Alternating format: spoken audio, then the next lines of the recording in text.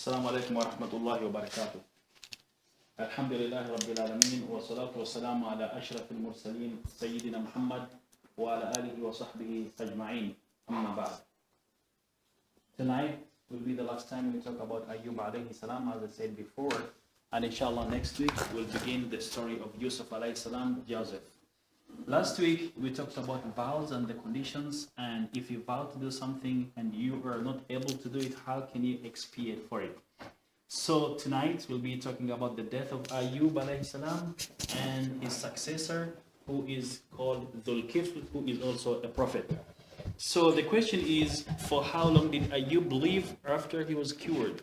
We said, according to a hadith, he stayed for 18 years with an illness that inflicted his body, whereby people decided to take him out of his house and abandon him on a dump site that belonged to the children of Israel.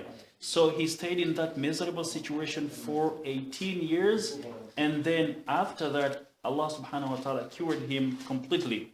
So according to some opinions, he lived for 70 years in the land of the Romans, worshipping Allah subhanahu wa ta'ala alone, following the religion of Abraham. So as we said, Ibrahim was a monotheist. He used to worship only one God. He got the challenge of being surrounded by polytheists. Even his own father was a polytheist, but Ibrahim was very committed to his religion of worshipping only one God. And actually it's called Al-Hanifiyya.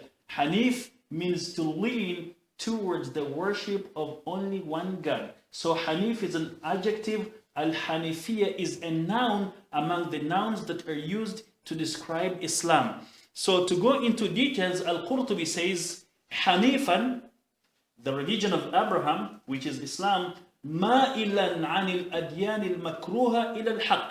So Ibrahim was leaning away, turning away from abhorred religions towards Islam, the religion of truth. So there were people who were worshipping stars, worshipping the sun, idols, but Ibrahim turned away from that worship, worshipping only one God. So he was Hanif, and that's Islam.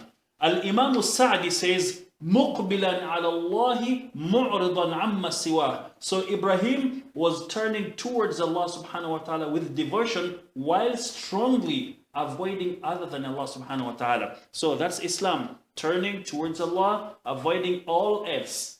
Even though you get a lot of challenges, you get threats, you persist in worshipping only one God. So Ayyoub alayhi salam was following the religion of Ibrahim, worshipping only one God. As such, we say Ayyoub was a Muslim, because Islam comes from the word al-istislam, to surrender and submit to only one God. So everyone who worships only one God is a Muslim. So we say Nuh was a Muslim, Adam was a Muslim, Abraham was a Muslim, Yahya was a Muslim. All the prophets and messengers sent by God, Allah subhanahu wa ta'ala, were Muslims, because Islam means submission to one God, turns only to Allah subhanahu wa ta'ala, forsaking all else. So you worship only Allah subhanahu wa ta'ala. So Ayyoub, after the suffering for a long time, he enjoyed many favors and bounties that Allah subhanahu wa ta'ala had bestowed upon him. And after his death, some people who had believed in him changed their religion and retrogressed into idol worship. So during the time of Ayyoub alayhi salam, some people worshipped only one God. But after his death, people apostatized. And this is common with some prophets. Even Prophet Muhammad sallallahu alaihi wasallam, after his death, some people recanted Islam. They apostatized. Does anyone know what was the reason? What was the reason? And actually, this is again a misconception about Islam, especially spread by the enemies of Islam. That, after Prophet Muhammad, peace be upon him, died, a lot of his bona fide companions apostatized, so they didn't have strong faith. Their faith was fake. And actually, no one among the bona fide companions of the Prophet ﷺ, who lived with the Prophet, who saw the Prophet, who learned from the Prophet, apostatized. Those who did were the people who were influenced by their rulers, became Muslims, and never met with the Prophet ﷺ, never learned from the Prophet ﷺ. Those are the ones among whom some people apostatized after the death of the Prophet ﷺ. But those who really got their education of Islam from the Prophet, met with him, talked to him, interacted with him, no one among them apostatized. So if ever anyone wants to bring an issue that, Islam is not strong enough after the death of the Prophet, some of his bona fide companions apostatized, it's not true. Those who did were those who didn't meet with him. And there are reasons why some of them apostatized after the death of the Prophet ﷺ. Does anyone know any of those reasons? Yes, Hudayfa? Because they were claiming that the Prophet ﷺ is the most beloved to Allah subhanahu wa ta'ala. So how can he die if he's the most beloved to Allah subhanahu wa ta'ala? Yeah, some people used to have the feeling that the Prophet ﷺ can't die, especially those who didn't have a strong knowledge of Islam. So after his death, they said, what do we want with Islam? They apostatized. But there are some major reasons why some people apostatized after the death of the Prophet. Does anyone know any of them? One of them is the quick spread of Islam into large areas in the barren heartland of Arabia. So the Islam spread quickly into so many parts, especially of the Arabian Peninsula, without enough knowledge. So people who were under the influence of their rulers, their kings, when they saw people become Muslims, they also jumped on the bandwagon, so to speak, without having enough knowledge or without having the basic knowledge of Islam. So it was like blind imitation. And that was maybe the king or the ruler became a Muslim, and that a smaller tribe had an affiliation with the tribe of the ruler. So they said, if we don't, he will threaten our existence. So they became Muslims for social, political, economical, and some other reasons. So the main reason for them to become Muslim was in loving Islam. So as such, when the Prophet died, whom they were respecting, whom they were regarding as a personality to reckon with, they said, now there is no point for us to continue becoming Muslims. Another one was the scarcity of du'at. In other words, people presenting Islam in its reality. So people teaching others mainstream Islam. So people became Muslims, they skirted all over Arabia, but there was no trained people in terms of inviting non-Muslims to Islam and teaching the new Muslims more about Islam. So it's during an absence of such people, and when the Prophet dies and they hear that the Prophet is dead, sallallahu alaihi wasallam, some of them apostatized. Another reason was ignorance about zakat. This is very important, and actually one of the major reasons why people apostatized after the death of the Prophet ﷺ was zakat. They didn't want to pay it. Why should we pay it? We used to pay to the Prophet for our protection. Now he's gone. Whom shall we give it to? And also they regarded it as a form of tax. So we are very strong, we have affiliations. Why should we continue to pay this tax to someone who isn't Prophet Muhammad? So because they didn't have enough knowledge of zakah, and actually, as I always say, when it comes to paying money, people would think twice. And this is why sadaqah, charity in Islam, or in Arabic, it's called sadaqah. The word sadaqah comes from the word sidq, truthfulness. In other words, if you are true in your faith, if you are true in the love for Allah subhanahu wa ta'ala, give from that which you love for those whom Allah loves. So if you truly love Allah, when it comes to zakah, it comes to charity, give it wholeheartedly. You are giving it for the sake of Allah subhanahu wa ta'ala. And actually, even dowry in the Quran, it's called sadaq, truthfulness. If you're true in your love for the woman that you want to marry, pay the dowry. Also zakah, in some verses of the Quran, it's called sadaqah. So all comes from truthfulness, because when it comes to giving money, a lot of people hesitate. So this was a litmus test for the people who had embraced Islam without meeting with the Prophet ﷺ, without having the basics of Islam. When Abu Bakr told them to pay zakah, they said, we won't pay the zakah and we won't continue becoming Muslims. And D, which is also very important, some leaders, some influential people in Arabia, especially in the Arabian Peninsula during that time, who were benefiting from tribalism, who were benefiting from nepotism, tribalism. When the Prophet ﷺ died, they got an opportunity to insert their own superiority, especially those of them who used to claim they were also prophets. So during the time of the Prophet ﷺ, there were people who were claiming to be also prophets. Does anyone remember any of the names of the people who claimed to be prophets? Yes, Hudayfa? Musaylim al-Kadhdhab. He claimed to be a prophet. Another one? Another person who claimed to be a prophet? Al-Aswad al-Ansi, Yemeni. Tulayha ibn Khuwaylid. Even a lady by the name Sajah, she also claimed to be a prophet. So these people who claimed to be prophets, after the death of the Prophet ﷺ, actually it was a golden opportunity on a silver platter for them to claim, you see, your prophet is dead. Now come worship me. I will give you this and that. So they tried to convince some people who had weak faith to leave Islam. So the point is, it's not unique to Ayub that after he died, some people apostatized. Even after the Prophet ﷺ died, some people did. But as we said, those were the people who did not interact directly with the Prophet ﷺ. So Ayub appoints his son as a successor to him before he dies. So when Ayub was ill and knew that it was time for him to go, he made sure that he appointed a successor who will lead the people in religious matters and mundane affairs after he dies. So what do we learn from this? Ayub was taking care of his people, and as we said before, prophets and messengers didn't come only to teach us how to worship Allah, they also taught us how to lead our daily lives. So we said, for example, some of them were carpenters, some of them were blacksmiths, some of them were merchants. So they also taught us how to lead our daily lives, how to live our life on earth. Because as I said before, worship does not only mean to pray.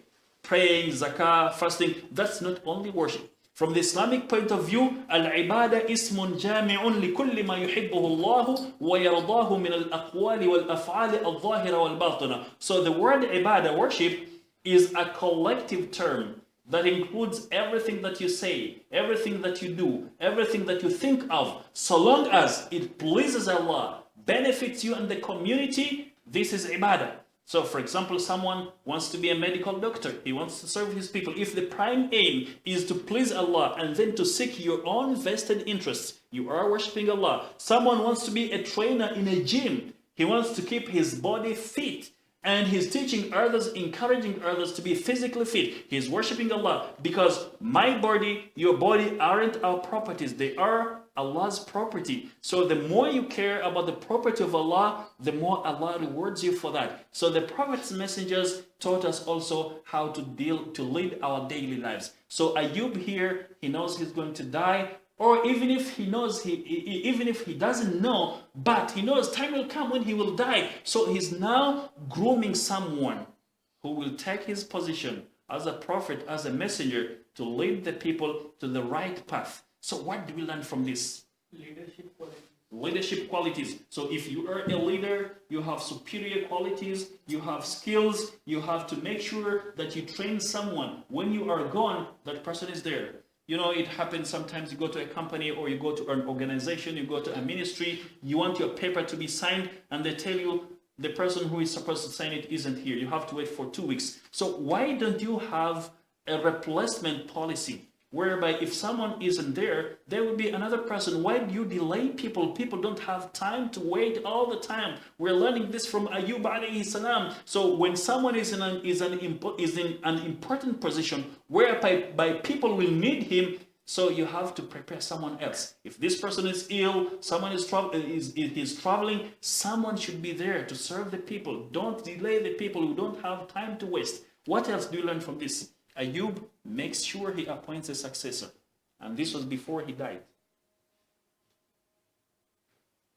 So you make sure you yourself, because you are a sincere person, you are working for the sake of Allah, you make sure you appoint someone sincerely, wholeheartedly, without any ulterior motives, who will serve the people. Because you've been there, you've been serving the people, you know what the challenges are, so you want to train this person before you go. So it's very, very important to train someone. If you have some skills, if you have special knowledge about some things, make sure you train someone whereby after you are gone, he will be helping the people after you. And this is an act of worship, sharing knowledge And those who benefit from this knowledge, they will get rewards. You will also get rewards. And this is among what we call sadaqatun jariyah, continuous charity, knowledge that you pass on to others. So long as these people continue to benefit from this knowledge, Allah rewards you in your grave. So Ayub is teaching us this.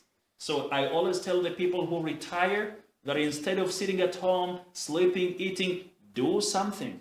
If you are, for example, a pilot, teach others, give them some survival skills, find something to share with others. The more they employ this knowledge to survive, the more you get rewarded from Allah even after you die. So it is mentioned that Ayub alayhi salam entrusted his son Hawmal with his prophetic mission, after whom his other son Bishr, whom many people consider to be Dhul Kifl, took over the same responsibility. So the first one was Hawmal, then Dhul Kifl. So why his son? Could you say this was nepotism? Why did he entrust his son? Why not someone else from the community? So first his son Hawmal and then Dhul Kifl. So he appointed them to take responsibility after him. Can we say this was tribalism, nepotism, favoritism? Yes, Udaipa? None of those. Because now good things begin with your home. Like now there will be more impact by his son because he's from his father. So people will listen to him because they will think this person is. So it was an issue of competence. So he knew that his son was more competent than any other person.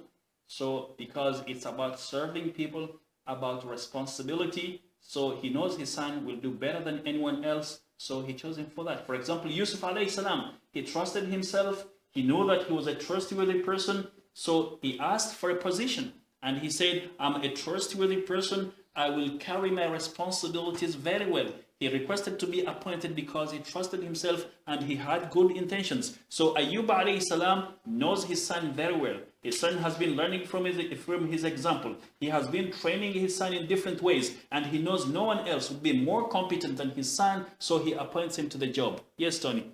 It's just like how Aisha gave instructions to the other companions after the Prophet died, because she lived with him. She knew all his habits. Yeah.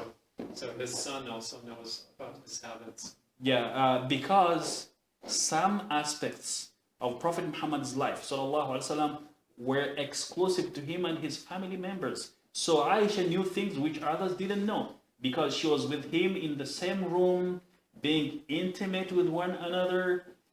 Some of the secrets that he told her, he might not have told them to other people. So because she was very close to the Prophet, and she knew due to her position as his wife what others didn't know about, so she was passing the knowledge on to them. So Hawmal, as Ayyub's son, is always with his father, eating with his father, carrying out some responsibilities with the father. So he knew about some things which others didn't know. So Ayyub wants this person who knows a lot to pass the knowledge to the others and to use his position as a prophet's son to teach others. So without any ulterior motives, sincerely, with the intention of serving his people, he appointed his son. So after Hawmal, it was Dhul Kifl, and we will be talking about Dhul Kifl today, sharing some information about him.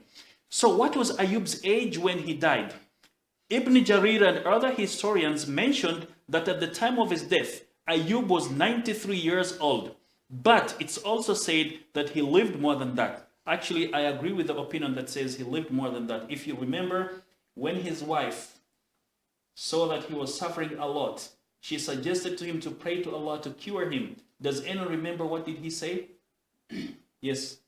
He said that Allah gave me health for 70 years. 70 years. Yes, now I'm ill for just a few, a short period of time. Why should I be actually scared? So he had lived a happy life, being healthy and wealthy for 70 years. And according to a hadith, for how long was he afflicted with that illness that he was suffering from? 18. So 70 plus 18, how much? How many years? 70 plus 18? 88. And now they say he lived for 70 years in the land. That was after he was recovered. So 70 plus 70 plus 18. So it's more than 93 years. So those who said he lived more than 93 years are right. 158 years, Beg your pardon?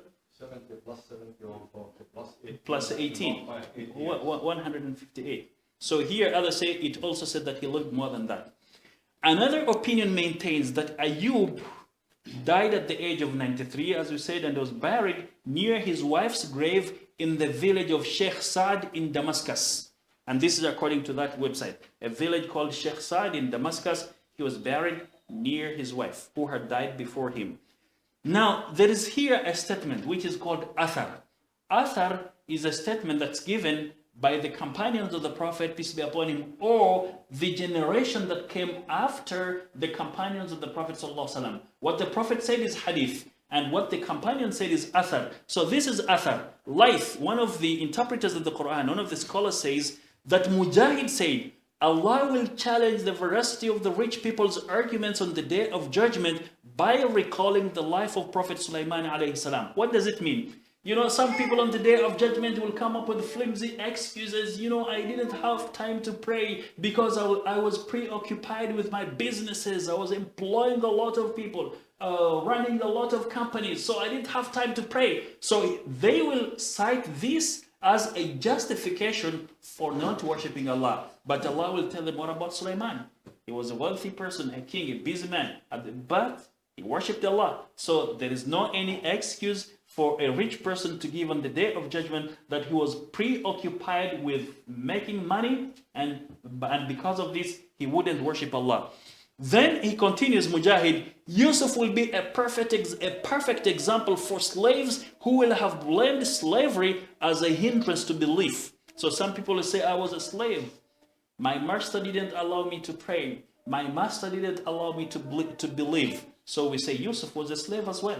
But did he flinch in his faith? Did he give up his faith? Even when he was tested the most by a wife of his house, of his master, she made some moves. She wanted to have him. He resisted. He ended up in jail. He said, even jail is better.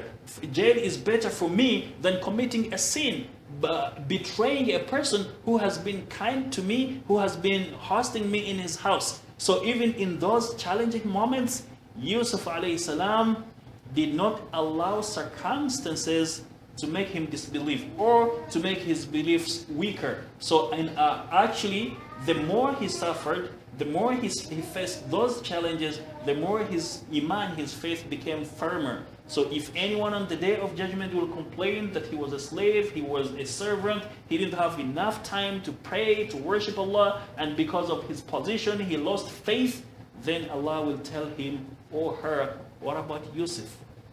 And after Yusuf, we have people like Bilal, who were tortured under the heat of the sun, but they never flinched in faith. So there is no excuse for that.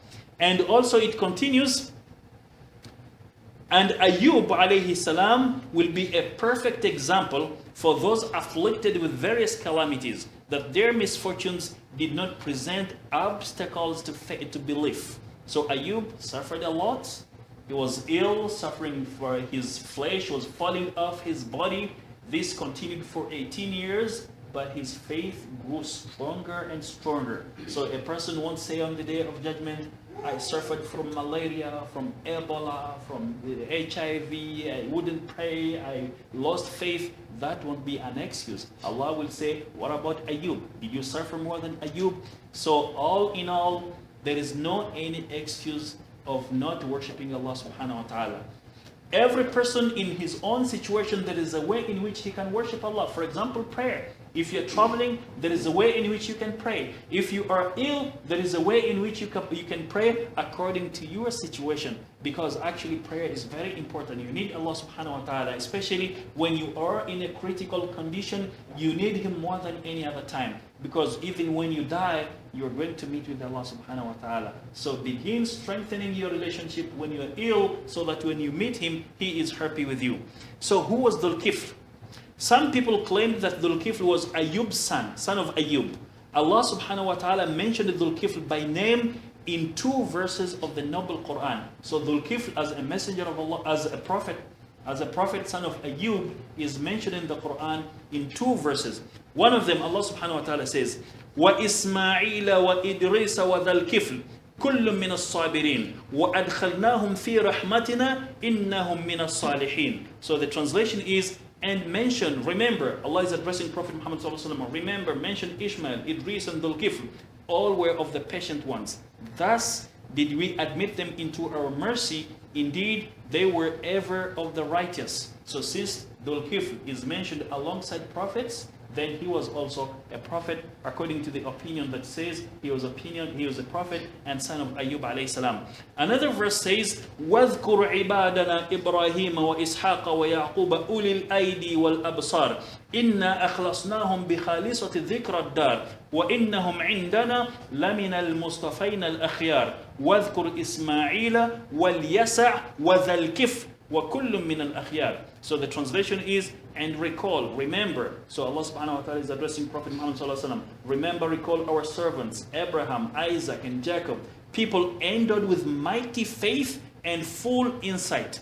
Actually, I underlined these words, these phrases, because I wanted to explain them more. So Allah subhanahu wa ta'ala describes them as ulil aidi. Uli means possessors, people of. Aidi means hands. So what does it mean? People of hands, everyone has hands. So according to the Arabic literature, when someone says hum ulul aidi, it means they are very strong. So what it means here, it means those prophets who are mentioned in this verse and others, they are people of strength, possessors of strength who did not flinch in worshiping Allah. So they were strong, they used their energy, they used their strength in worshiping Allah. And when we say worshiping Allah, they used their energy and strength in doing everything that pleased Allah subhanahu wa ta'ala, was good for the community and beneficial to them. They didn't use their strength to oppress others, to do injustice to others. So Allah subhanahu wa ta'ala is teaching us a lesson here that if you're given energy, you're given strength, use it in worshiping Allah. Don't terrorize others. Don't mistreat others. Don't treat others with injustice. It also means ulil aidi, people of strength, dedicated to worshiping Allah and obeying Him. So they are strong, they have power, but they are using their strength to dedicate themselves to worshiping Allah and to obey Him. So, and if they really worship Allah and obey Him, they will serve their people using their strength, using their positions. They will humble themselves for the sake of Allah when they are dealing with others, but they won't use their strength and positions to threaten others, to mistreat others. So Allah, by praising them in such a way, He is telling us implicitly that if you are given strength, you are powerful, you have a high position, use it to serve the people, not against the people. And actually, another interpretation says, فُضِّلُوا بِالْقُوَّةِ وَالْعِبَادَةِ. They were favored with strength and dedication in worshiping Allah. So Allah favored them with strength in worshiping Allah, and they dedicated their lives to worship Allah. So if Allah favored them, did they use it against the people? For example, Prophet Muhammad ﷺ was the best, or is the best human being ever created by Allah subhanahu wa ta'ala. Was he arrogant? Did he look down upon others because he's the best? And actually he was very, very humble. And actually, when you read the stories of prophets and messengers and the companions of the Prophet ﷺ, those who are our role models, when you read about it, you come about with a philosophy. Actually, my philosophy, you can prove me wrong, is superiority complex is an outcome of inferiority complex. Superiority complex is an outcome of inferiority complex. You know, for those of you who watch wrestling, someone who is weak comes with a lot of fanfare, yelling, shouting, but a strong one just looks like this. But because he trusts himself, no need to show off. I'm going to give him just one punch. But this one, he wants to scare people. The way he moves, jumping, shouting, yelling, holding the mic, singing songs, doing this. But they just give him one punch, he's down. So they always say an empty barrel makes a lot of noise. So these were the role models preferred by Allah, yet they were very modest, down to earth. So the Prophet ﷺ, for example, according to a hadith, a slave woman would hold his hand, take him, asking him to help her, and he would go with her until she was done. So he would go do her work until she was done. Then he would go and do whatever he wanted to do. Very, very humble person. Yet he knows he's the best. Any comments about this issue? So ulil aidi wal absar. So it says, if I translate it literally, they were owners of hands and eyes. All of us have hands, but hands means strength, and eyes, they were people of insight. They were intelligent. They had profound knowledge of Islam. So having profound knowledge of Islam made them humble people. So again, this is a lesson to us. If you are a good Muslim, let people see Islam in your actions, not in your words. So because the prophets and messengers, they were good Muslims, they had profound knowledge of Islam, they were humble, treated people well, whether the people were Muslims or not. So the Islam had an impact on their behavior.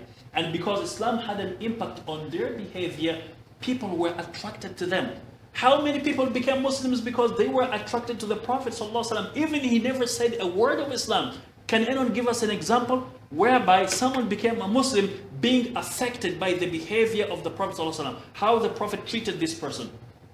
Does anyone have an example? Yes, sister? The Jewish man who came to and asked him for Zayd ibn Sa'na.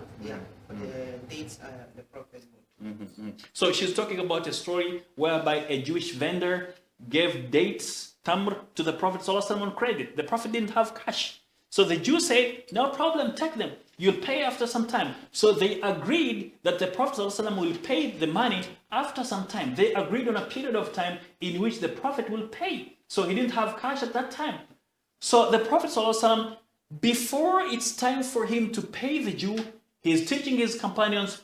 All of a sudden, the Jew comes from nowhere. And he goes straight to the Prophet ﷺ, begins to shake him, insulting him. Indeed, you children of Abdul Muttalib, the grandchildren of Abdul Muttalib, offspring of Abdul Muttalib, you always procrastinate. You don't pay your debts. It was not yet time. Umar ibn al-Khattab wanted to kill him. The Prophet says, no, don't kill him, leave him alone. So what did the Prophet do? The Prophet ﷺ ordered his companions to pay him 3 times what he was demanding. So if it was 2 KD, the Prophet ordered his companions to give him 6 KD and told his companions to instruct him that next time, if you demand your rights, be respectful. What did the man do? He became a Muslim. And actually, he had done a research before selling the dates to the Prophet ﷺ. Among the conclusions of his research was that the Prophet ﷺ was very humble. He never retaliated if it was a personal issue. So if someone insulted the Prophet personally as Muhammad, the Prophet would never retaliate, but he would rather treat you well. So when the Prophet treated him in this manner, he knew very sure that this is the Prophet that we have been waiting for. He became a Muslim. What else? Another situation. Yes, Hudayfa? When you were doubting that the Prophet was possessed by the jinn, so he told the man as the... Yeah, so, there was a rumor that was spread by the polytheists of Makkah in order to discredit the Prophet that he was possessed by the jinn. So the man will ask his work was to exorcise those who were possessed of the jinn, to remove the jinn. So he approached the Prophet ﷺ. He said, you know what, I have heard that you are possessed. I have the ability of driving away the jinn, and you don't have to pay anything. So after listening to this, the Prophet ﷺ said, Inna alhamdulillah, nahmaduhu wa nasta'inuhu wa nastaghfiruhu wa nahdih. All praises are due to Allah. We praise Him, we thank Him, we ask Him to assist us. And he continuously gave that speech. So the Umar al-Asdi, he pondered over the words that the Prophet ﷺ was saying. He said, this couldn't be words of a possessed man. So he became a Muslim. So the Prophet didn't yell at him, I'm not possessed, I'm this. No, he just started praising Allah subhanahu wa ta'ala, saying words that had sense in them. So the Madul Azdi, who spoke Arabic, understood Arabic, he realized this man can't be possessed. So he knew that it was a smear campaign to tarnish the reputation of the Prophet ﷺ. Finally, he became a Muslim. What else? Any other? Yes, sister?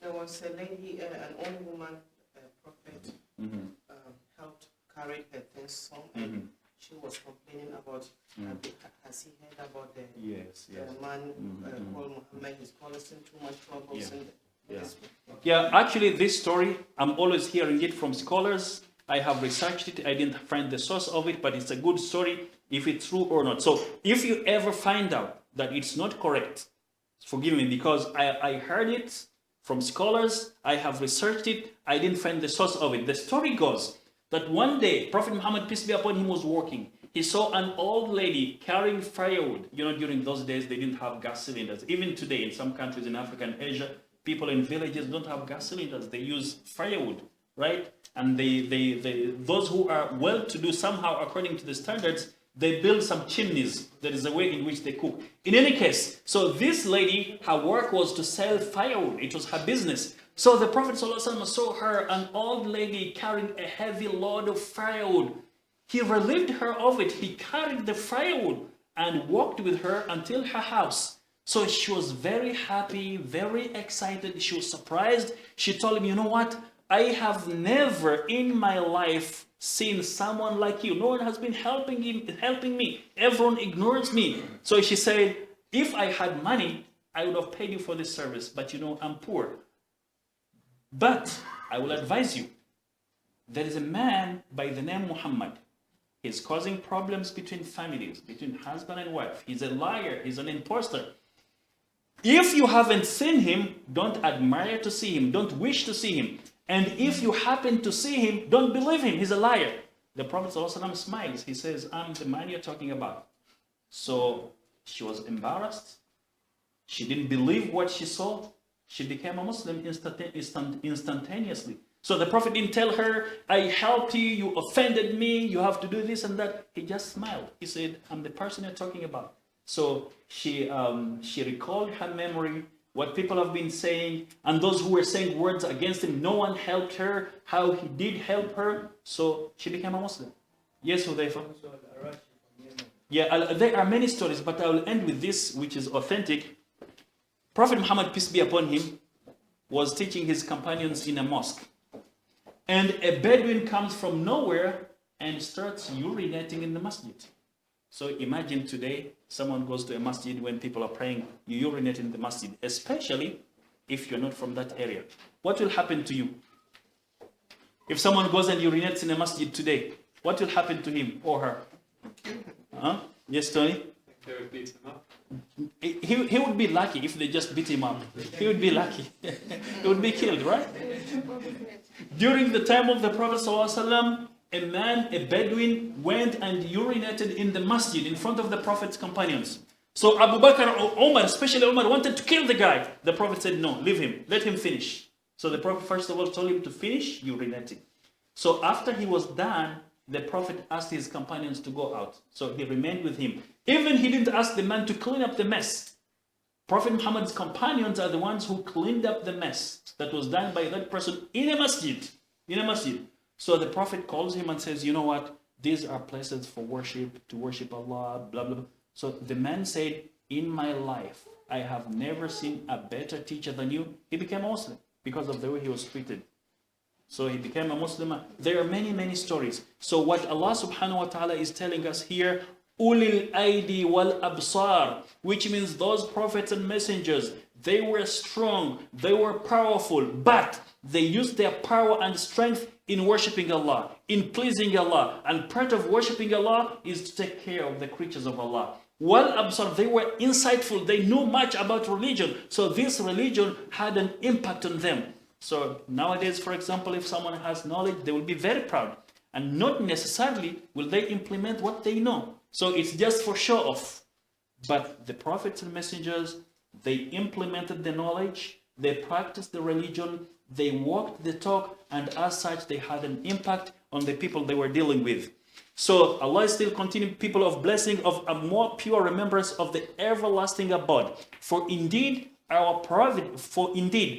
our providence, they are most surely of the chosen messengers, those whom we mentioned, and of the elect in faith. Moreover, recall, remember Ishmael, Elisha, and Dhul-Kifl, for all of them were of the elect in faith. So here Dhul-Kifl, according to this ayah and the other one, According to many scholars, they say he was a prophet and son of Ayub. Therefore, since he's mentioned in the Noble Quran alongside those chosen prophets, it is obvious that he was also a prophet. This is the most popular opinion about Dhul Kifl.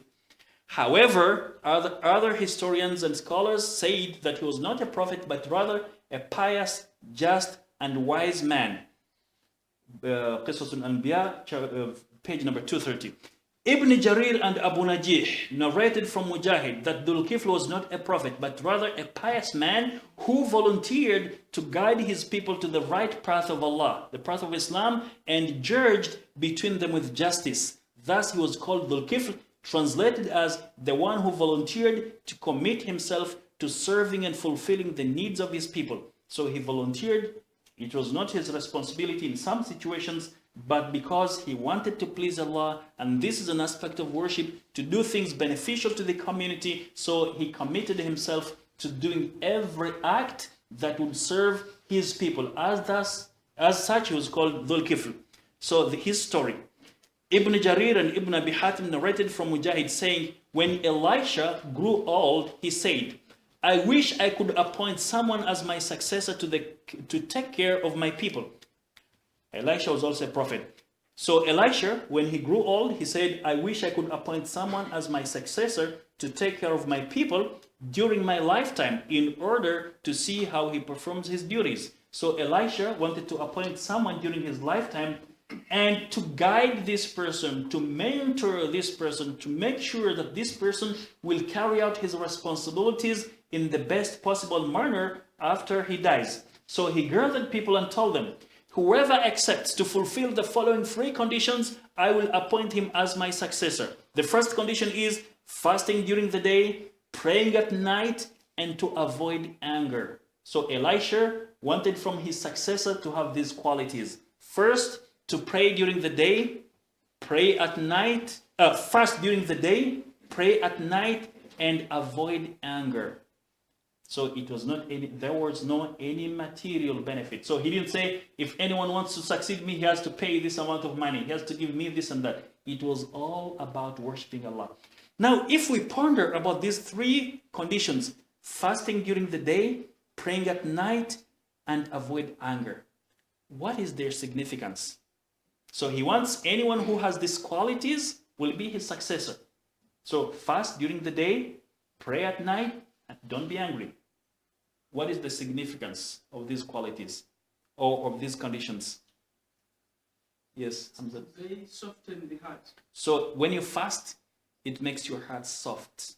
So you become a weak person. You empathize with those who don't get their meals because you know what's happening to you. So you become kind to the poor and the needy. You don't become arrogant. Yes, Tony?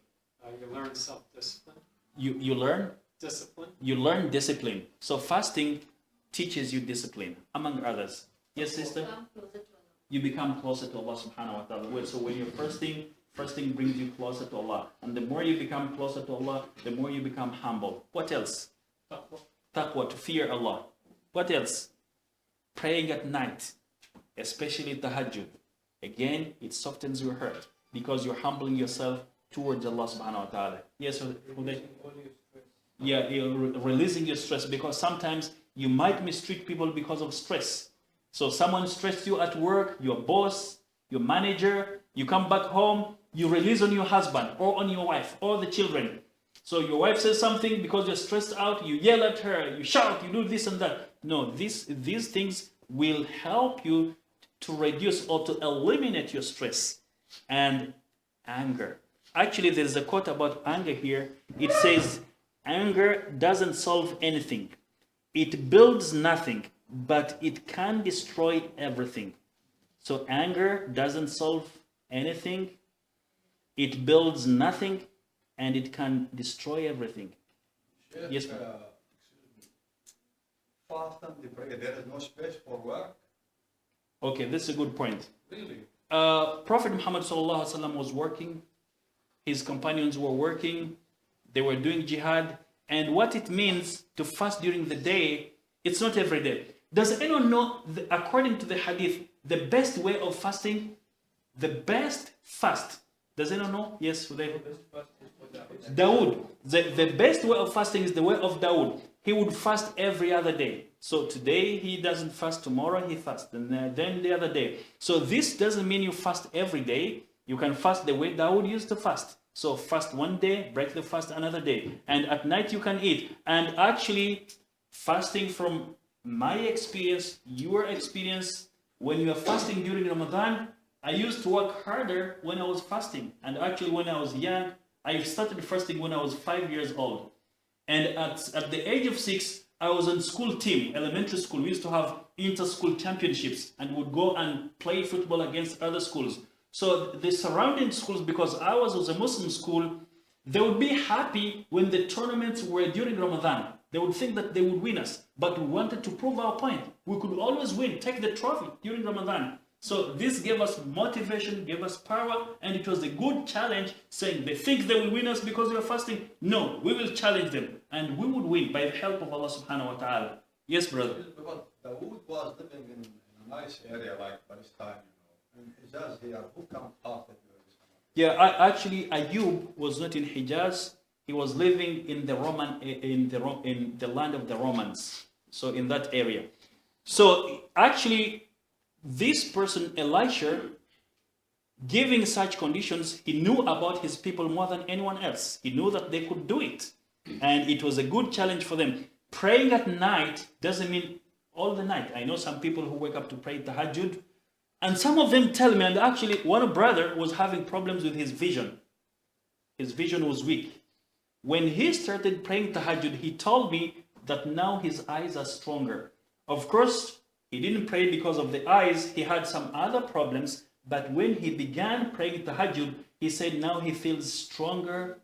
He feels more active, and his vision is stronger than before. So praying tahajjud is very important. Allah subhanahu wa ta'ala, as you know, لا يكلف الله نفسا إلا وسعها. Allah subhanahu wa ta'ala will not command you to do something. He will not burden you with something unless you are capable of doing it. And actually avoiding anger. Is it difficult not to be angry? The Prophet ﷺ gave us mechanisms. If you're angry while standing up, sit down. If you're still sitting down, lie down. If you're still lying down, perform ablution. So there are many ways of avoiding anger. So anger isn't difficult, and especially if you fast and pray, it will make it easier for you to avoid anger. So a man who was disdained in the eyes of the people stood up and said, so a man whom people look down upon, in a group you might be 20, 30, 40 people, and you look at someone, you feel you are better than him, you are stronger than him, he doesn't have any say because of the way he looks. Little do you know that inside of him, this is a pious man, this is a strong person, he has confidence in himself. So we don't judge people by the looks. So a man who was despised said, I will do all that. So when Elisha asked these questions, one man whom people despised said, I will do all that. Elisha emphatically asked, are you sure you'll fast during the day, pray at night, and avoid anger? Because he was not sure from the personality of that man. The man said in the affirmative, he said yes. However, Elisha turned him back that day. So he didn't say anything else that day, turned him back. So the next day, Elisha repeated the same statements, and all others kept quiet, as no one was ready to commit himself except that same man whom people despised. He again said, I will do all that. I will do all that. Fast during the day, pray at night, and avoid anger. So Elisha finally appointed him as his successor. Now this person we're talking about is Dhul-Kifl. Dhul-Kifl is the one who took the responsibility upon himself that he would fast during the day, pray at night, and he would avoid anger. And now this is a test for him. The devil tries to tempt a righteous man, who is Dhul-Kifl. So after the righteous man, Dhul-Kifl, had been appointed to succeed Elisha, Iblis, the devil, instructed his followers among the devils to go after that man. So Iblis told his henchmen, his followers, his subjects, go and tempt this man, Dhul-Kifl. He has committed himself to fasting during the day, prayer at night, and avoid anger. Go and tempt him. So, however, they could not mislead him or deviate him from justice. So the agents of the devil tried to dissuade Dhul-Kifl from the path of righteousness. They were unable to do that. So Iblis told them, leave him to me, I will do the job. If you failed, I will do the job. So Iblis went to him in the guise of a poor old man. So the devil went to Dhul Kifl as a poor old man, visiting him while he was having a nap. So Dhul Kifl had the habit, because he used to pray at night, little did he sleep, or no time did he have to sleep at night. So he would only have a nap after midday. So this was the time which he would rest. So it was customary of that righteous man Dhul Kifl that he slept neither during the day nor at night, except for a short nap at noon, which is called a siesta. So Iblis went to the house of this man Dhul Kifl and knocked at the door. Dhul Kifl asked, who is that at the door? Iblis replied, a poor old man. So Dhul Kifl got up, opened the door, whereby Iblis started telling him a story, saying, you know, there is intense enmity between me and my people, and they have wronged me, doing every kind of injustice to me. Iblis was lying, but he wants to deviate Dhul Kifl from the right path. So Iblis intentionally prolonged the story in order to deprive that righteous man from the siesta until it was too late in the afternoon. The righteous man, Dhul Kifl, was said, in the evening, I will take your rights from them. So he told them, come to me in the evening when I am sitting in my court, judging between the people, come to me, I will take your rights. So what did the devil do? Then he went to the assembly place. So Dhul Kifl went to his court, whereby he would meet with people and judge between them. So which was equivalent to today's court. So he looked around, hoping to see the old man whom he thought was treated with injustice, but did not see him. So Dhul Kifl gave that old man, who was actually the devil disguising as an old man, he told him, come to my assembly. If your people are mistreating you, I will ensure that you get your rights. But the devil didn't show up. He didn't go. So Dhul Kifl was there on time. So Dhul Kifl, after waiting for some time, he decided to go and look for him. So imagine someone needs you. He won't pay anything to you. There is nothing you will benefit from him. So he has a problem. You're waiting for him. He doesn't show up. And you go and look for him. Who does that? Can a judge in today's courts look for you? Yeah, you go to his house. Maybe he knows you. He's your relative. He's your friend. And he says, come to the court tomorrow. Or a lawyer, come to the court tomorrow, 10 a.m. And he looks for you. He doesn't see you. Can he look for you? Can he drive around looking for you where you are? Can he even call you? Especially if you are the one needing him. He doesn't have anything to benefit from you. He just volunteered to help you. So Dhul Kifl did that. He was looking for that man in order to help him. So the next morning, while he was judging between people and settling their disputes, while waiting for the devil who disguised himself as an old man, he was nowhere to be seen. So the following day, again, Dhul Kifl was waiting. The devil wasn't there. However, after returning home to have a short nap, as was his habit, the sly, deceptive old man again knocked at the door. The righteous man, Dhul Kifl, said, who is it? The devil replied, I'm the oppressed old man.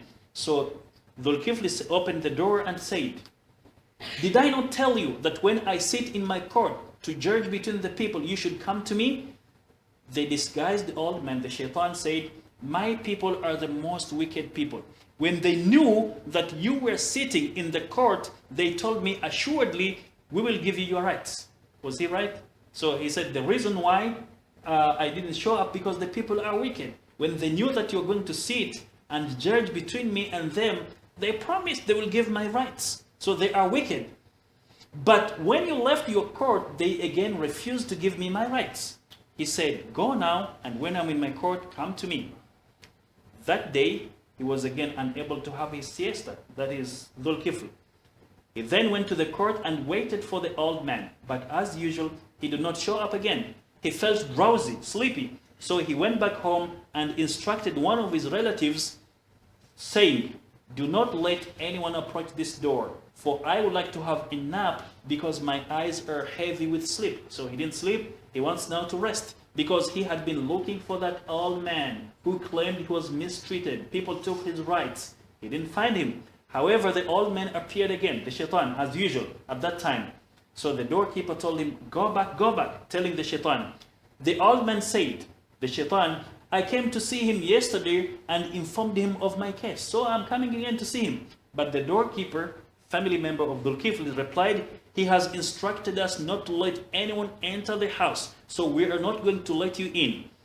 The shaitan was disappointed, climbed over the wall and got inside the house. Then he knocked at the door from inside, which made Dhul Kifl wake up.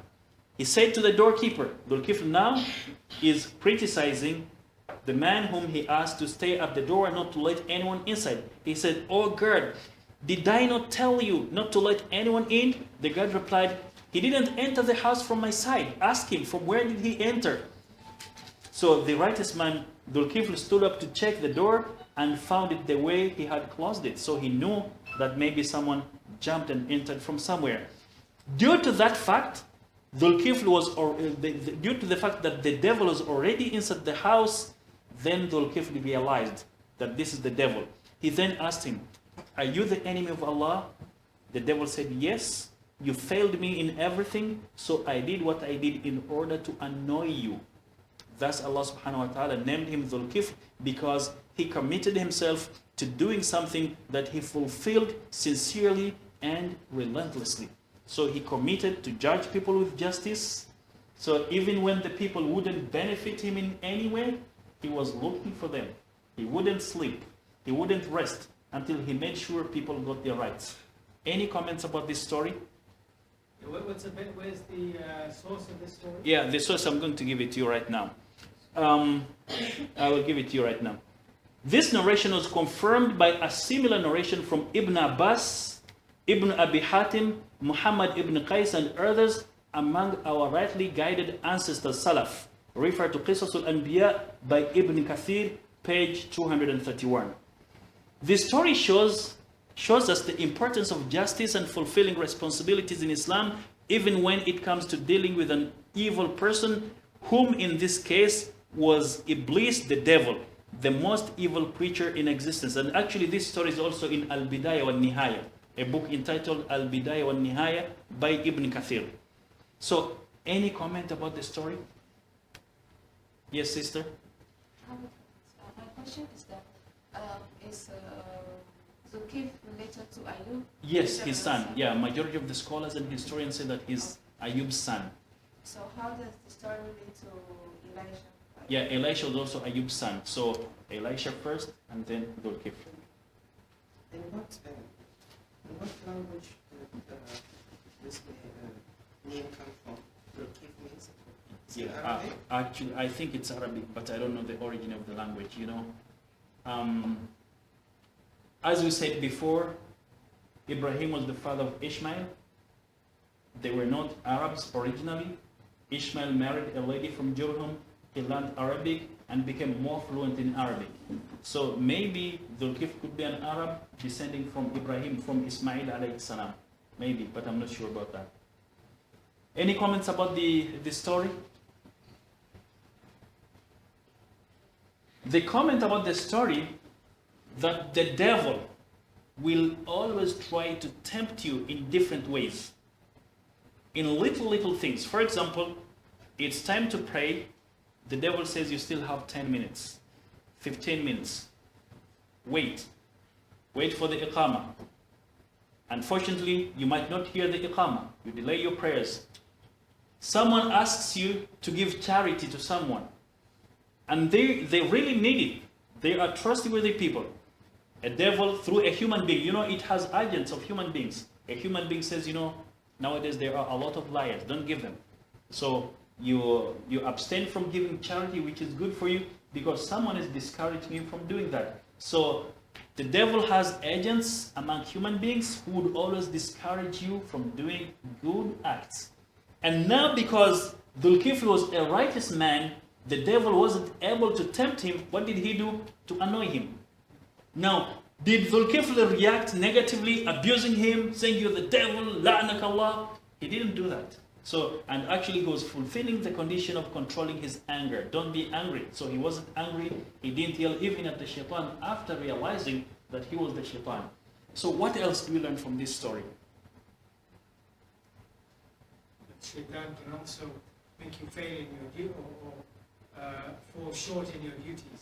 Yeah, yeah, So the he shaitan. was not able to fulfill his duties to his maximum abilities in court Yeah, yeah. because he was drowsy. Yeah, because he was drowsing, and then he promised the shaitan to come. The shaitan didn't show up, so he went looking for him. So the shaitan was wasting his time. This time could have been invested in doing something else instead of looking for the man who actually was lying, who was not mistreated. What else do you learn from this? The story is about consistency Yeah, consistency. So and patience. yeah, consistency and patience. So yeah, patience. So if you commit yourself in doing something, do it consistently and with patience. What else do you learn from it? Yes. One thing I learned as far as choosing your successor, Mhm. don't be quick to choose a successor. Yeah, yeah. Know their heart, if they really want to do this. Yeah, and actually sometimes you need to give them more time. The ones that you choose to succeed you, give them enough quality time, train them well, teach them, mentor them, make sure that they know what they're going to be into, because it's easy to say that I can take the responsibility, but when you are there, you see the reality, it's a different story. You know, sometimes when you are in a position, people will criticize you. Why didn't you do this? Why didn't you do that? It's like, for example, if you are a spectator, you're watching people playing football, soccer in some countries, so it's easy to criticize. Why didn't he score? But let them put you in that place. How many goals are you going to score? So when you're a spectator, looking from outside, things seem to be easy. But when you're put in there, you see something different. Yes, brother. Interestingly, you mentioned that Elisha was Ayub alayhi salam's son, Mhm. and so was Dhul Kifl. Mhm. So then Elisha should have known Mhm. very well about Dhul Kifl. Mhm. But the fact that he didn't, apparently, didn't say, well, you're the man, Mhm. automatically, Mhm. which means he had, he didn't have nepotism in Yes. his habit, Yes. and he wanted someone to demonstrate Yes. the character rather than saying, well, it's his own son. Yeah. Something like that. Yeah, actually, we also learned this from Prophet Muhammad sallallahu alaihi wasallam. The Prophet sallallahu alaihi wasallam knew very well that Abu Bakr will succeed him. But did he appoint him before he died that now your leader will be, a Khalifa will be Abu Bakr? No. He let the people themselves elect Abu Bakr. Yet in his heart, he knew that Abu Bakr will lead. So if someone has the qualities of being a leader, you don't have to be afraid. So by default, because of the qualities, and before that, by the help of Allah subhanahu wa ta'ala, he will take that position. So actually, and Elisha was proving to the people that not because it's my brother, I want the qualities, not the person. And the person who had the qualities was interestingly his brother. So this was double blessing for him. Someone from his offspring, someone from his blood and flesh, having those qualities, ruling the people after him, it was double happiness for him. It was a great success for him. What else do we learn from this? So while majority of the scholars and historians maintain that Dhul Kifl was a prophet, Abu Musa al-Ash'ari had a different opinion.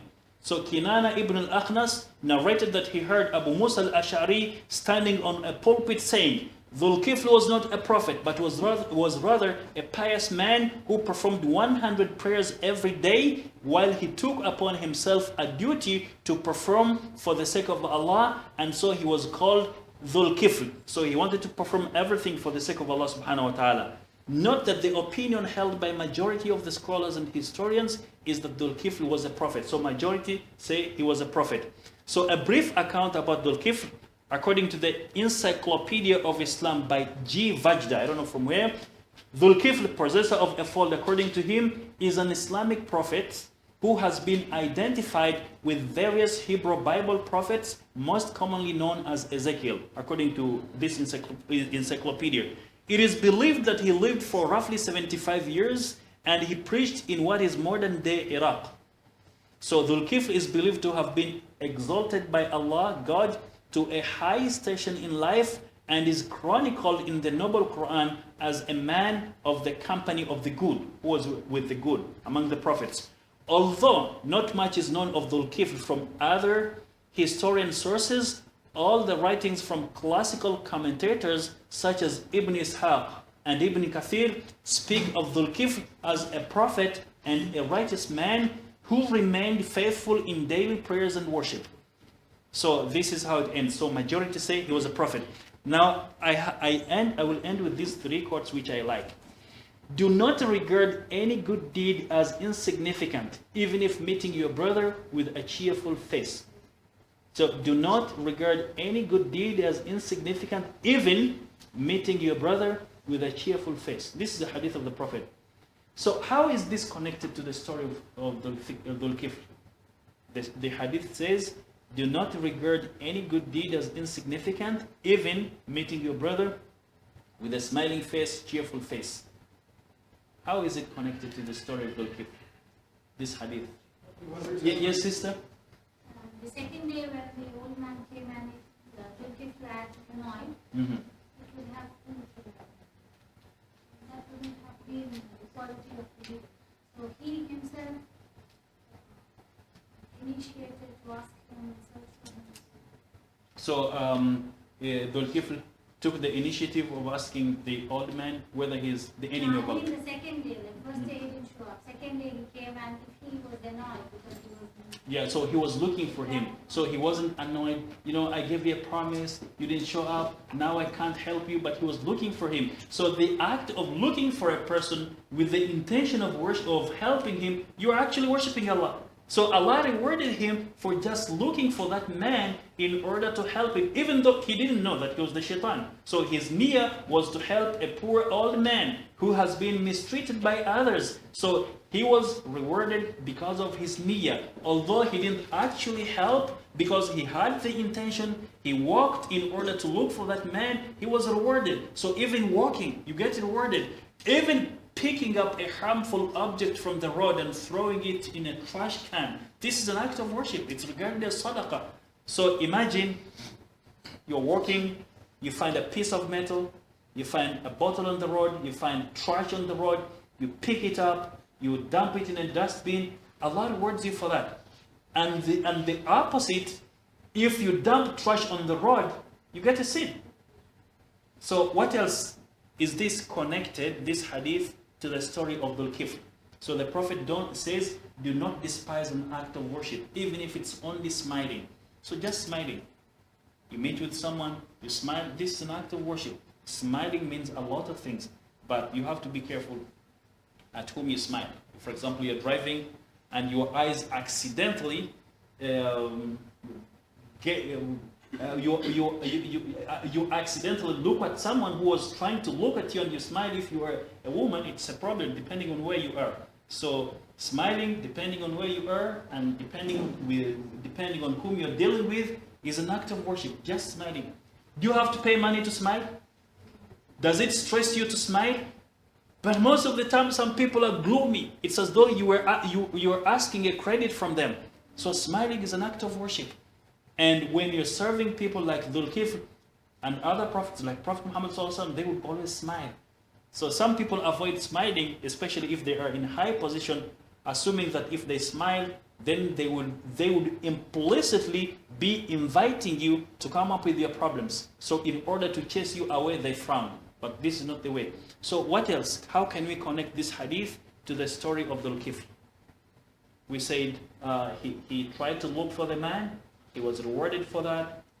So what else? Yes, brother? Keep it inside anymore. He didn't? Inside. He didn't insult. He didn't insult anyone. So he avoided. So, and actually another hadith says, if you can't do something good, if there is nothing good that you can do in order to get rewards, at least don't harm anyone. So if you can't, there is nothing good you can do to people, at least don't harm them. And actually, if you don't harm them, you're rewarded for that. Another one, speak a good word or remain silent. Speak a good word or remain silent. It's a hadith also. Does anyone remember the text of it? Yes, brother? فَلْيَقُلْ خَيْرًا. So whoever believes in Allah and the last day, let him speak good words or let him keep quiet. So how is it connected to the story of Dhul Kifl? Say good words or keep quiet. Yes. Yes. Mm-hmm. where the devil finally like disclose or everything to this people saying that Mhm. I'm the devil. You failed Yeah. me in everything. You fail me in everything. So Mhm. I did what I thought it's right Mhm. to annoy him. Mhm. But he didn't say anything. So Dhul-Kifl just kept quiet. Yeah. He didn't say you're the devil, man. Allah curse you, but do this. So he just kept quiet. What else? You know, and actually, this is a great hadith. You know, some people have the tendency of fabricating lies in order to make their friends laugh. So they're sitting together in a group. Someone comes up with lies because he wants the people to laugh. So he knows what he says is a lie, but because the intention is to make people laugh, he's fabricating the lie. This isn't allowed in Islam. And actually, there is also a hadith about this. Inventing a lie to make people laugh. Does anyone remember the hadith? It's an authentic hadith. Yes, Hudayfa? The end of it is Yes. من أحدث في أمرنا هذا ما ليس منه فهو No. I mean to invent a lie in order to make people laugh. To fabricate a lie to make people laugh. There is a hadith. Whoever fabricates a lie in order to make people laugh, let him prepare his abode in the hellfire. So you invent a lie to make people laugh, and this lie could be detrimental to people. So and so did this, so and so did this. So you are lying to make people laugh, but it might affect the person you're talking about. So it's haram. Yes. من كذب عليه متعمدا فليقع. No, this is the fabricating lies about the Prophet ﷺ. I'm saying just with your friends, colleagues, co-workers, you want to make them laugh, you come up with lies. Something which didn't happen. Or you joke, you make jokes that imply something happened or someone did something yet they didn't do it. You want to make them laugh. This isn't allowed in Islam. So if you don't have good words to say, keep quiet. And actually the Prophet ﷺ says, احرص على ما ينفعك. Be keen to do things, to say things which are beneficial to you. So before you do what you do, ask yourself, how do I benefit? Before you say what you want to say, ask yourself, how do I benefit? If there is no benefit for you, don't do it, don't say it. So if you just want people to laugh, will it benefit you? Will they pay you? Will they praise you? And actually time will come when they will realize that you're always lying to them. Then you'll be a liar. They won't respect you anymore. You'll be like a clown. Whenever they see you, it's like they've seen a clown. So you lose your respect. So if you don't have any good words to say, just keep quiet. And the last one is Al-akhṭā'u taj'aluka hakīma wal-alam yaj'aluka qawiyya. This is just a proverb. Mistakes make you wiser and pain makes you stronger. So again, how is it connected to the story of Dhul-Kifl? Mistakes makes you wiser and pain makes you stronger. Yeah, the first one might not apply, maybe he didn't do a mistake, but pain makes you stronger. Can anyone elaborate on some connection between this proverb and the story of Dhul-Kifl? Yes, brother? With the pain makes you stronger. Mhm. Each time the devil came, he Mhm. lost more sleep, but he still Mm-hmm. did what he had to do the next day. Even though he had lack of sleep for each Mhm. day, so he Mhm. never wavered for what he wanted to do. Mm-hmm. He still went out, spoke to Yeah, people, so did the, what he had to the do. lack of sleep did not affect his performance during the day. And sometimes he performed even more than when he didn't sleep by the help of Allah subhanahu wa ta'ala. So his intention was good. He lost sleep because of serving people. So he put people before his benefits. So Allah subhanahu wa ta'ala gave him more strength. And this actually is explained in the verse in which his name is mentioned, that those prophets were strong, were energetic. They were using their strength in worshiping Allah, seeking the pleasure of Allah. So here he's using his strength to worship Allah. One of the aspects of worshiping Allah was to seek to help that old man, although he disguised as the devil. Dhul-Kifl didn't know. What else? Pain makes you stronger. Actually, they say, what doesn't kill you makes you stronger. What doesn't kill you? So if the pain doesn't kill you, it will make you stronger. So actually, from this we learn how to deal with people wisely. Not yelling, not shouting, not cursing. There is a diplomatic way in which you can deal with a person, and actually they call it guilt purging. You say a word to someone who doesn't want to do something, but depending on what you said and how you said it, they will do it. Can anyone give us examples? Or how, instead of yelling at someone, shouting at someone, you can say something in a positive way, calm way, and they will do it. Something that they have been ignoring. Can anyone? Okay, let me share my one example among the many, and maybe you can be thinking. So one day, I don't know if I shared it with you before. In one country, we were driving to the hospital. There was a patient that needed care. So we were going there to visit him. Now, there was a lady, a national of that country, who was driving in an opposite direction. It's only exit, no entry. So she was driving in the opposite direction, blocking the traffic. So we were stranded. We couldn't go. And she was adamant. She didn't like to reverse. So some people would ask her to reverse. She didn't. So I said, let me try my luck. I went to her. I told her, I can't judge you because I'm not a traffic policeman. This is your country. You have the right to behave the way you're behaving and more. But I'm happy the way I see you, you are a Muslim. And I know in Islam, there is this aspect of honoring the guest. We're not from this country. We are expats. But part of honoring us in this situation could be, let us pass. Create a space for us to pass. And even in the Jahiliyyah period, according to your culture, before the advent of the Prophet, people would also honor guests. So would you like to be worse than people of the Jahiliyyah? And I guess you wouldn't like to be that. So, you know, some of us have needs, we want to go to hospitals. So please, as a good Muslim, I ask you to reverse, create a room for us to go. She looked at her friend, they laughed, inshallah, inshallah, then we went. So she felt, when I talked about hospitality, she felt guilt. She felt guilty in herself. Without yelling, without shouting, without threatening, just smiling, and she did it wholeheartedly. So other examples, when we can do something politely, say something politely, diplomatically, and someone will do what we want. Yes, sister? Two boys will come to me for Quran. Mm-hmm.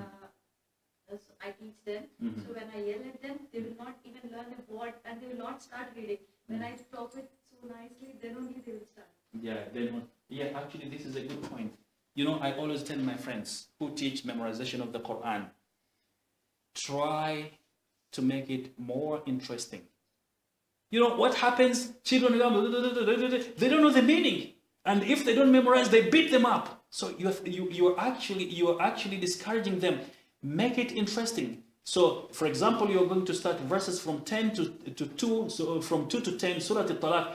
Give them a story, go down to their level, make it appealing to them, give them some time for games, let them play. And you know, according to psychology, a child cannot concentrate more than 15 minutes. Do you have teachers here?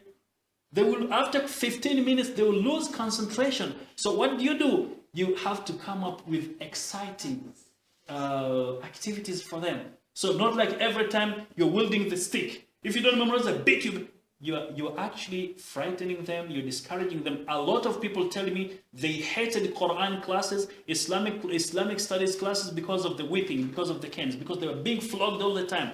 Now, these are the words of Allah. We are talking about mercy. Now you're beating the children who didn't memorize the Quran. Did the Prophet ﷺ beat his companions because they didn't memorize? Did the companions beat the children? No, make it more appealing. And you will see how they will be more inventive in it. So the method that we are using until now is discouraging a lot of the children. And now we are putting the blame on them. We are not evaluating ourselves. So this is the time for us as teachers to evaluate ourselves. How do we convey the message? Do we make it interesting? For example, some students tell me they failed in math because it wasn't interesting. 1 + 1, 2. So teachers can come up with games. Take even the children to a supermarket. Give them the money. Let them buy. Ask them, how much did you spend? So make it more interesting, more than just abstract ideas, which won't work with them. So we have to be creative in whatever we do, teaching, talking to others, encouraging others to do what we want them to do. We have to use creativity. The prophets did it. So we have to learn and ponder over their methods so that we can have a better generation. Any other example? Yes, sister? Once I travel to my country, Mhm. and usually from the capital you have to take a bus Mhm. to the next city. Mhm. So I had a bus number Mhm. assigned by the window, Mhm. which was supposed to be somebody's set. Mhm. So the person finally came, was a man, and he said, please, you are set my place. Mhm. This is where I am. I said, okay, it doesn't matter, come and sit. Mhm. I got up to move from there. He said, you've just embarrassed me, sit down, please. It's Mhm. okay. So you said it's okay, Yeah. you didn't It's say okay, yeah, yeah, it's okay, come and I'm sit. ready to- So he said you just sit. Yeah.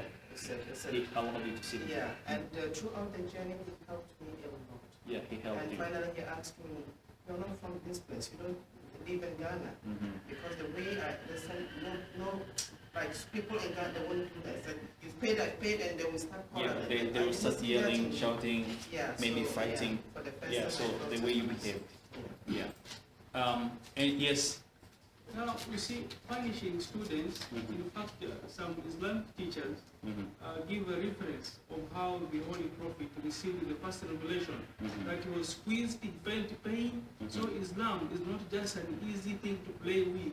So Mhm. these children, when you're learning Islam, you have to be punished, Mhm. because even the Prophet faced it Mhm. with the experience that he faced. So because he was squeezed by the angel. So are they also angels? Are they angel Gabriel bringing the message, squeezing him? Okay, are the children also prophets? The thing here is, how did the Prophet, peace be upon him, treat the children, especially Anas bin Malik? He would send him to errands. Anas bin Malik would play with his peers. The Prophet would wait for him and then would go looking for him. He would find him playing. Would he even shout at him? He would just say, did you do it? Anas would say, no. Then the Prophet would smile. Even when the family members of the Prophet ﷺ criticized Anas, he would tell them, leave him alone. If it was meant to happen, it would have happened. So he didn't allow even anyone to shout at Anas bin Malik, yell at him, let alone beating him. The companions didn't do that. So even according to research, punishing students does not encourage them to learn. And if for argument's sake, someone insists on punishment, so punish them in a way that you will benefit, they will benefit. For example, you can ask them to sweep the school. They keep it clean. And actually, by asking them to sweep the school, you are teaching them cleanliness. You're sending a message to them. So punishment should not be for the sake of punishment. Punishment should be for the sake of reform. Even when you're punishing someone, there should be a message, a positive message that you're sending to this person from which he will benefit. And this is why I always discuss with my friend Tony, he isn't here, that in jail, if someone is a criminal, there should be some programs whereby they teach that person to be humane, so that when he gets out of the jail, he becomes better than when he entered into the jail. Because some students, the more you punish them, the more they become adamant. I'm used to it. So the teacher will do this, I won't do it. So what will you do when they develop a thick skin to punishment? You won't achieve your goals. So all the successful people, you do a research, all the well-performing students, they were not punished. It's not a motivation for them to beat them, especially beating, flogging, corporal punishment isn't allowed. Anyway, Jazakumullah khair. See you inshallah on Monday. We're still talking about Surah Al-Talaq. There is a lot of information, especially there is a sister who asked about witnesses when someone wants to divorce and bring back his wife. We will be talking about that inshallah on Monday. Jazakumullah khair.